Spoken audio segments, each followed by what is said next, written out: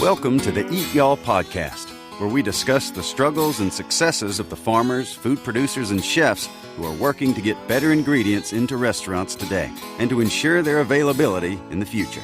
This episode of the Eat Y'all podcast is brought to you by Sweet Grown Alabama.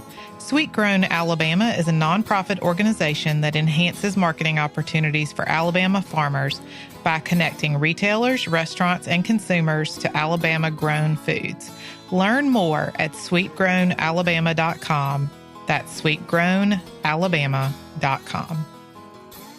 Welcome back to the Eat Y'all podcast. I'm your host, Andy Chapman, and I'm joined by my lovely and talented co-host, Mariana. Welcome back. Thanks for having me back. I guess I'm officially a co-host now, huh? There's no name card with that. There's no placard or anything that says co-host, but I feel confident that we actually got some feedback that people liked me being on the show. yes, that is true. We did get some comments. So I think the people rule. And people, you can leave a comment, leave a star, leave a rating. Not a 1-star rating, obviously. We like the 5 stars. They feel the best. Give us the 5 stars. Share with your friends.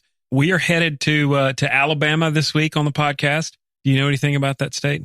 I believe that they have a world famous football team that just won the national championship. That's a pretty big deal. I know you really want to just say it, right? Go ahead. The Alabama Crimson Tide. There you have it, ladies and gentlemen. Eli Gold, their announcer, retired. I'm a Mississippi State fan, not a huge Alabama fan, obviously, by default.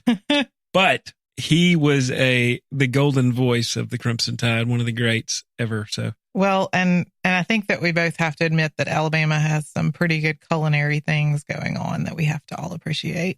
They really do. They've got some awesome chefs from the top of the state all the way down to the bottom.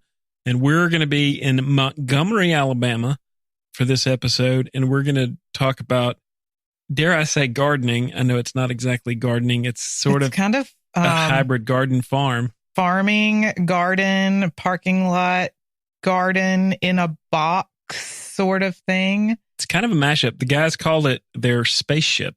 And it kind of looked like a spaceship inside. In fact, we took some photos, which we will definitely be posting on the blog for this podcast and probably on social media a bit, because it's really a fascinating tour. And we're really grateful to our friends at Vintage Year and the Vintage Cafe who are doing this really neat project and for taking the time to show us around. And I think what they're doing is really changing the landscape in their town.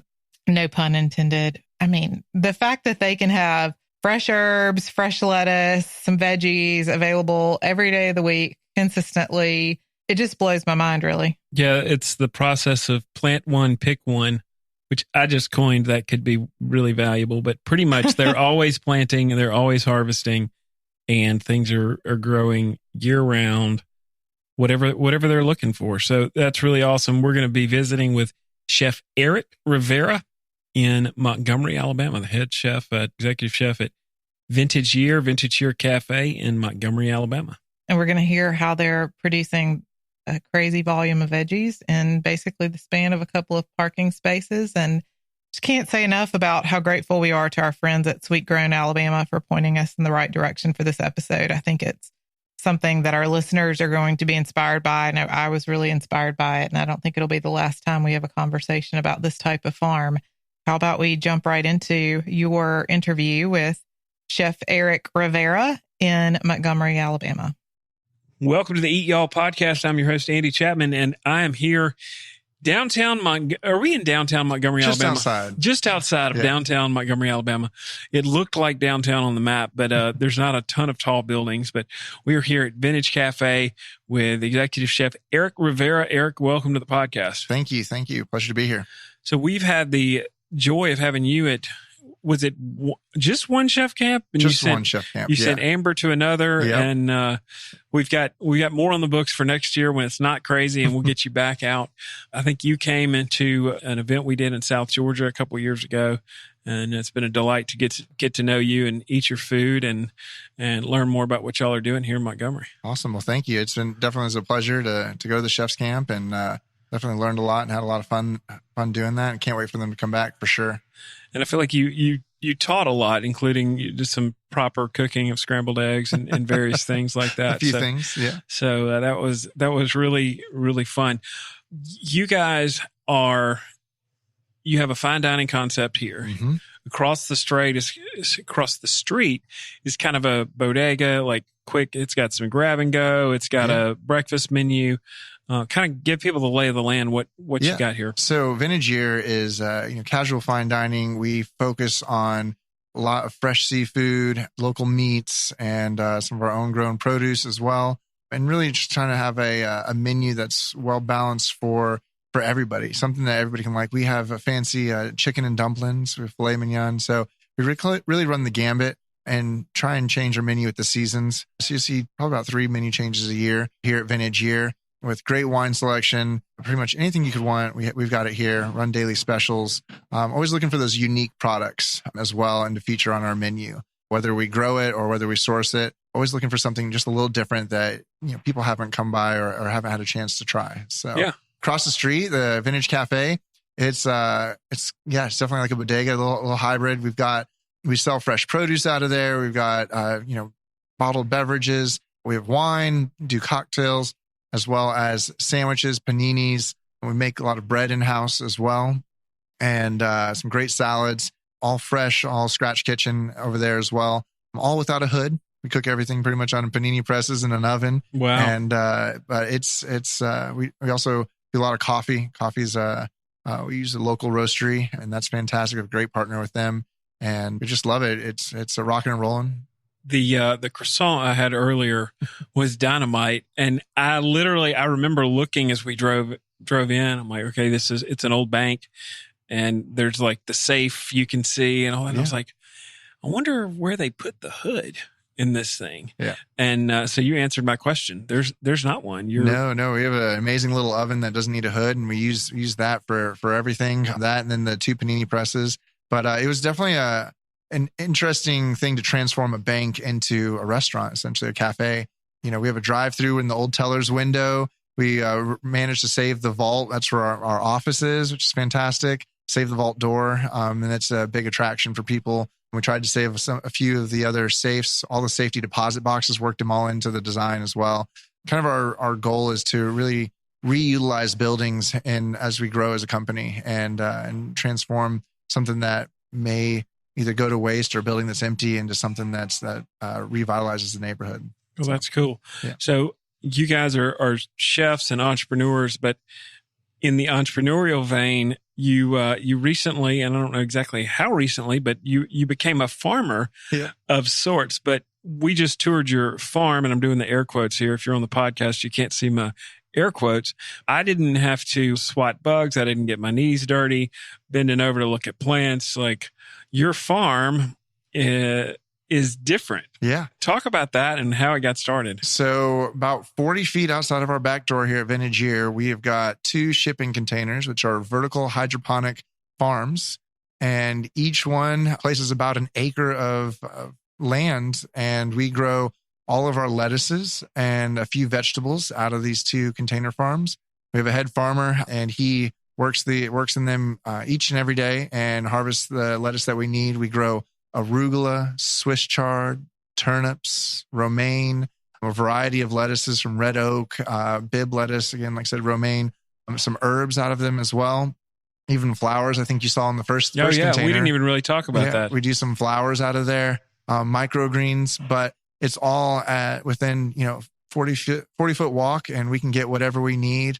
And we really are starting to integrate it into our planning of our menus. So, we can have basil 365 days a year, freshly grown, freshly harvested, and better than any basil you can get anywhere else. And I know you got to try some of the lettuces as well. It just is such a difference we see in cooking with it. And I think our guests really see that difference on their plate, whether it's a salad or it's a cooked vegetable into their dish. You can absolutely taste the freshness and the quality that we're able to provide. But yeah, it's been about a year now, and hydroponic farming was never in my vision. Wasn't on your bucket list? Yeah, not on my bucket list. And we decided as a company, we really wanted to create our own restaurant group that has its own ecosystem. And We do have a traditional farm, which we use. We get a couple harvests out of it a year, the hydroponic farms, and then our restaurants. So we try and provide for ourselves and then and serve that food that we provide for ourselves. So the first shipping container got plugged in and set up a year ago? Just about a year ago in November. Yeah. And then you've already got a second one. Mm-hmm. Yeah. So we got a newer, this year, we got a new one called the Greenery. These are built by Freight Farms. They're an absolutely amazing company to work with. And it's like the SpaceX. So it is absolutely fantastic. The ease of growing and harvesting has doubled, and we are able to grow faster, better, and it's just absolutely amazing. Well, and you and I talked as we were looking at all that. You're getting produce at its exact peak when you want it, fresh in your door. And I know you guys work with Sweet Groom at Alabama, and you can produce more than you can use at this point. So that provides another opportunity for you revenue wise. And talk about kind of where that could go. Yeah. So currently, we've started expanding out a little bit. We have offered some of our produce at Renfro's locally, and we sell it out of our cafe as well. We always have lettuce, and whether it's basil, parsley, cilantro, always as an offering in our cafe. And then we're going to be expanding into doing farmers markets and selling some of our produce at local farmers markets multiple times a week. We actually do a little pop-up market here in Cloverdale now once a month, and we also offer just in the neighborhood some of that fresh produce. The nice thing is, as you said, right now with just the two restaurants, we're able to produce more than we're able to use. Anything that is necessarily may not be usable for us in the restaurant, or we can't move through it, we actually donate to the local food bank, and we've made pretty much monthly donations to the food bank to help them out and help the community as well. Well, and that's so amazing because a lot of times food banks get apple pie filling or cherry pie filling, or like they get so many things that are like, okay, it is food and it is edible, but is it the best thing for someone who is at that point where they need help? And you guys are giving them restaurant quality, amazing fresh stuff that's highly nutritious, and it's in its peak form. Yeah. And so with that, when we harvest a lot of this produce on the root system. It is still living and breathing, even as it's in our restaurant or it goes to the food bank. So they're not getting lettuce that's almost about to be expired. They're getting lettuce that's still in the root system and that it's still a living organism, and it's going to provide for them for hopefully multiple days, or give them opportunity to make sure that it's something that's healthy for them as well. So, and we want to make sure that whether it's at a farmer's market or we're using the restaurant, that we're making sure that product is at its peak at all times. Yeah, that's great, because sometimes you go to the grocery store and you get stuff, but then you end up unexpectedly invited to dinner or something. And so if you don't have a little bit of wiggle room in your shelf life, all of a sudden you've wasted something that you spent your hard-earned money on. And I'm sure in the food bank thing, that's probably important too, to give as much possible shelf life as you can. Yeah. For sure. So that's amazing that you guys are doing that. So what's next? Like, you guys have all these green, the cilantro, I opened the door for what we jokingly called SpaceX, the upstairs one, and boom, I hit cilantro and parsley was in the air and I could smell that.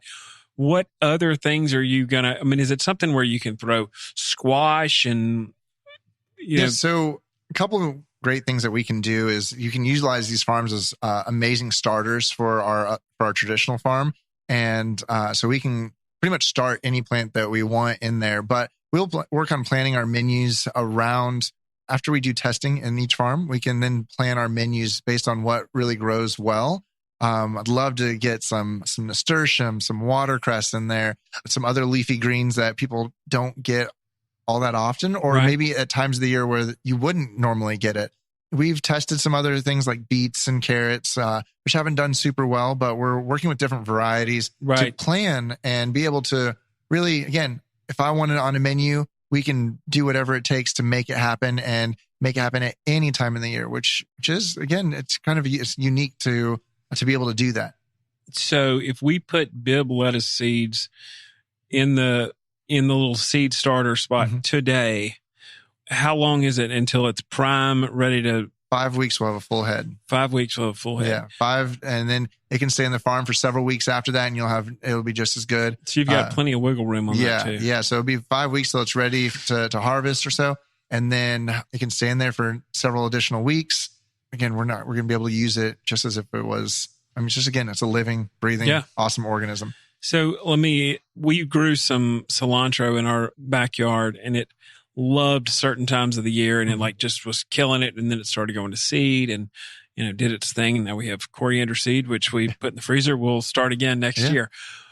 What do the plants react? Do they have their full natural life cycle in there where they just keep going and then they flip over and go to seed? So we grow basil, and we've actually left basil in there for months, and eventually it all blossoms and blooms, and it'll start seeding out as well. And we haven't gotten that far on the cilantro or the parsley yet, but yeah, we've experienced that with basil, and it'll bolt out of some of the heads of lettuce as well. You'll see a little bolt come out, and so you can leave things in there that long, and then they'll eventually seed. Yeah. Okay. Yeah.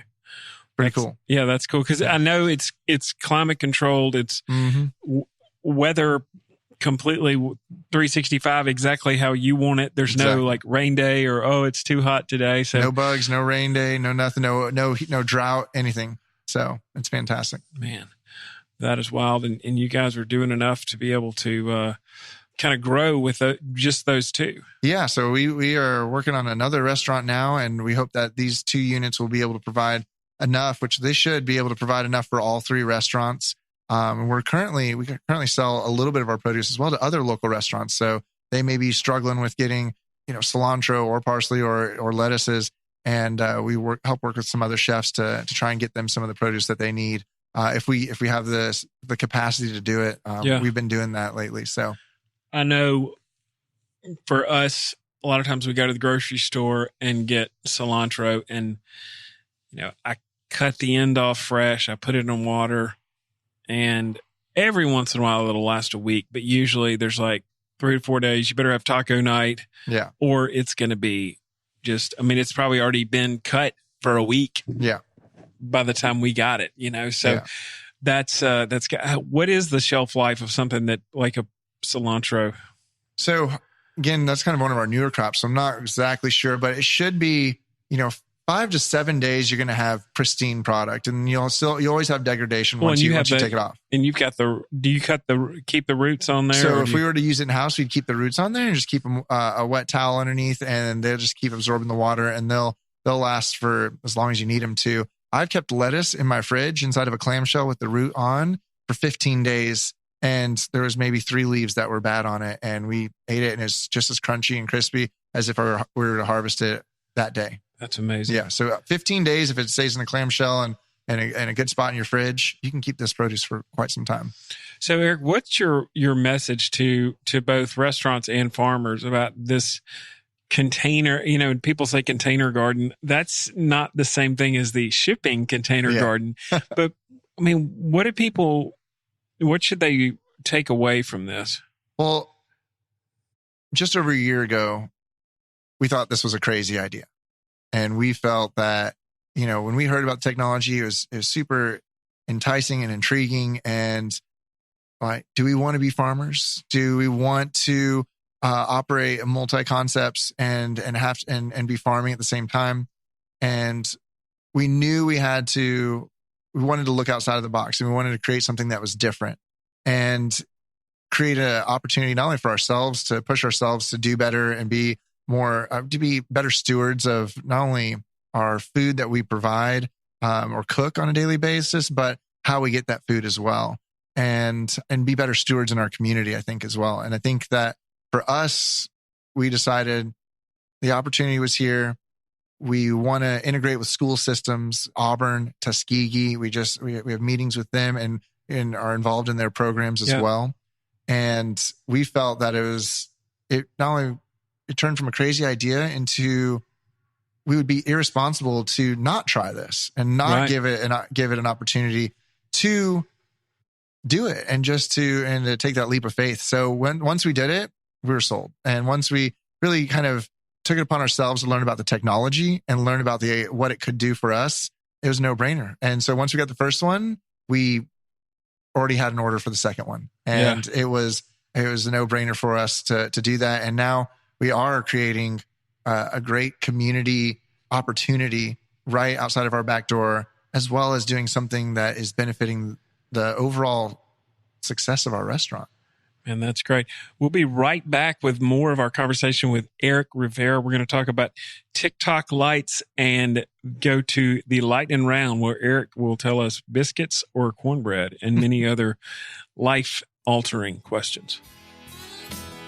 Podcast fans, listen up. Alabama has a rich heritage of culinary excellence from the farm to the table.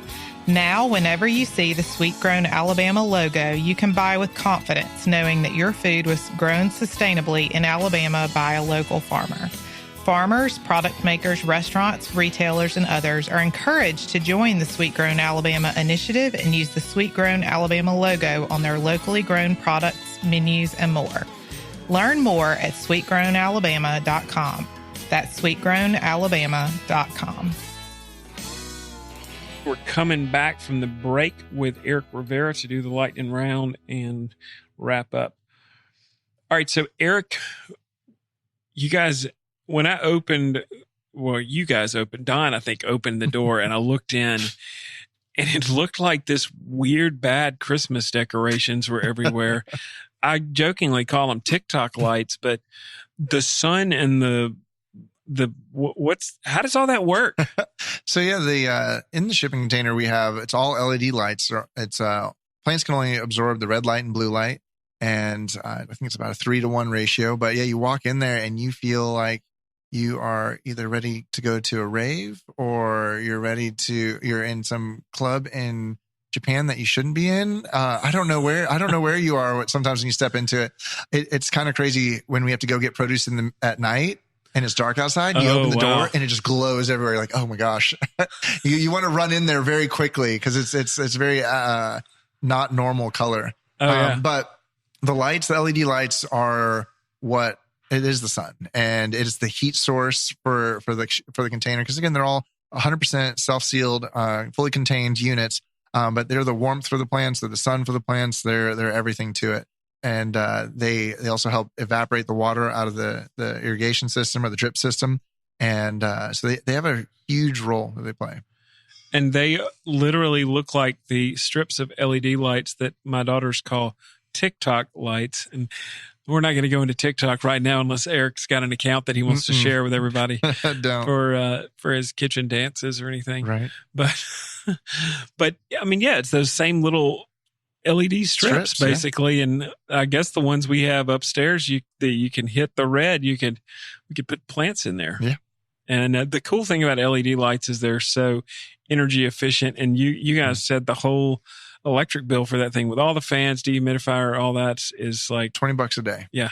Pretty much. It's not much. That's amazing. And for all the produce you're pulling out of there, it's really cool. All right, Eric, are you ready for the lightning round? Sure. So what is your all right, we'll start off with biscuits versus cornbread, which is, I mean, it's a tough one, I know, but we're here in Montgomery, Alabama. I'm interested in what your answer is. Biscuits.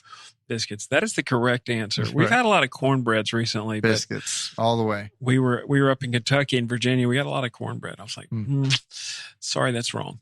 What is your first food meal memory that was just like blown away? First food memory that I was blown away? Yeah.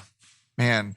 Well, I'll tell you, probably, so one of my grandmothers, she was Puerto Rican, and eating true traditional Puerto Rican food, a dish called pasteles, which is like a tamale, was the coolest, most amazing flavor that I ever had. And I always wanted to see what she was doing after that. That was like, that was one of the things that really got me. Kind of flipped the light on for you. Yeah, it was super, super good. That, and I got to tell you as well, on the flip side, again, and I know a lot of chefs have it, those grandmother memories in Colorado with my other grandmother, going to a farm and getting the sweetest, most amazing corn ever out of Colorado, straight from the farm, and eating corn on the cob and just sitting in the backyard. And food is all about memory and the memories that it creates. So I think that those are two of my most fond memories that I know that I knew food was more than just sustenance. Yeah. Yeah. That is so crazy. That when you say that, it takes me back to days gone by myself of crazy sweet corn we grew and friends coming over helping us pick and all that kind of stuff and shucking it and getting all the little silver. Yeah, the silk everywhere. I mean, Yep. It's just like a static electricity nightmare to you. And if everybody can't tell, we're smiling from ear to ear right now. Like it is. Food is a memory. So, favorite barbecue? You got brisket butts, chicken ribs. I love burnt ends. There you go. I love burnt ends. That's I just Do you have crispy, a crunchy. favorite spot to get them? Make your own. I really like Saw's Barbecue in Birmingham. Oh yeah, yeah. I wish that I was better at pulling off the side of the road when I see a barbecue joint in the middle of nowhere and going and trying it. And that's something that I say it every time. I'm going to stop by there next time I drive through there. And I just need to pull over on the side of the road and try some of these places because I see some amazing places in the middle of nowhere that have full parking lots at lunchtime, and you can smell the smoke typically and go, okay, that's actually real smoking going on. Yeah. Mm-hmm. Exactly. Right. Favorite cut of steak? Favorite cut of steak would be for sure the cap steak, ribeye cap steak. It's my favorite. We actually break down our own ribeyes here at Vintage Year, and we reserve all the cap steaks on those and use them for specials and higher end meals. It is absolutely fantastic. Is that also called the spinalis? Yes, spinalis. Yep. That's funny. We had a spinalis request. I mean, a favorite spinalis just the other day on the podcast. It is super flavorful. A lot of absolutely chefs delicious. love that. Oh yes. Yeah. That's awesome. All right, so you can have dinner with any 3 people, living or dead, throughout history. Who are you inviting? Man, that's a tough one. 3 people. I would love to, unfortunately passed away not too long ago, but love to have had dinner with Anthony Bourdain. I think would have been absolutely amazing. I grew up in this industry reading his books. If I were to pick somebody from my industry, also, man, this is a tough question. For a speed round, I'm doing terrible at this. I would have to say maybe somebody really cool from maybe Thomas Jefferson would be really cool too. Oh, yeah. And talk about Madeira. I love Madeira, and there's a lot of great stories with him in Madeira. And learn about a lot about that. And then Ricky Valens. Ricky Valens. How about that? There we go. That's a first. Yeah, We've had Bourdain before, but TJ and Ricky not so much. There you go. All right. Favorite place that you've traveled with regards to food? Italy. Yeah. Yeah, the Amalfi Coast. The Amalfi Coast. It's the inspiration for our newest restaurant as well. So we didn't actually tease the new restaurant very much, except that it is one. So yes, traveling up and down the Amalfi Coast was absolutely amazing, and being able to taste the freshness and the simplicity of the food in Italy, and learn about the history of the food, and it was bar none absolutely amazing. I got an opportunity to eat in gardens, make pizza outdoors. I got an opportunity to. So when did you go? That's about a year ago now. Wow. Yeah, a year and a half ago, I guess. So, and it was amazing experience. Well, I can't wait to come try the new place when it gets going. What is your favorite liquid pairing with a meal? With that ribeye cap steak? With the ribeye cap steak, oh my gosh. I mean, right now, I'm really big into Merlots right now. I've been enjoying them quite thoroughly. I think a lot of people answer Cabernets, but I've really enjoyed some Merlots more recently. But Spanish wine, I think, is also bar none just absolutely amazing. It's always ready to drink. You don't really have to let it age. So I think Spanish wine is always in my cupboard and always readily available. Yeah. So, and it's a great usually a great value. Yeah. Yeah. A lot of bang for your buck, especially if nobody's heard of it until you tell everybody, and then the price goes up. Yep, exactly. So don't mention it. Don't mention that. You that. can tell me later. I'll compare notes for that. All right. So 1 year from now, we're cracking open a huge charger of Dom Perignon or your favorite Merlot, and we're celebrating with Eric. What are we celebrating? My return from Italy and the opening of our new restaurant. There you go. Well, I'm going to leave it right there. Eric Rivera, it's been great to visit with you down here in Montgomery, Alabama, and learn about what you guys are doing in your farm, your restaurant, the new restaurant coming. Do you have a name for it? Ravello. Mm-hmm. Awesome. Yeah. Well, and tell folks how they can keep up with you guys and your restaurants. Yeah, so definitely follow us on Facebook, Instagram. You can check out our website, vymgm.com. You can look up Vintage Year or Vintage Cafe. That'll send you to links for MGM Greens, which is our hydroponic farms that provide all of our produce. And then you also have links to Ravello, which is our downtown project. So awesome. Yeah. Well, thanks so much, Eric. Thank you. Appreciate it. You've been listening to the Eat Y'all podcast, hosted by Eat Y'all founder and chief relationship officer, Andy Chapman. If you enjoyed this episode, it would mean the world to us if you'd join us in our mission to save family farms by subscribing and leaving a review. Even better, share this episode and follow us on your favorite social media account at Let's Eat Y'all.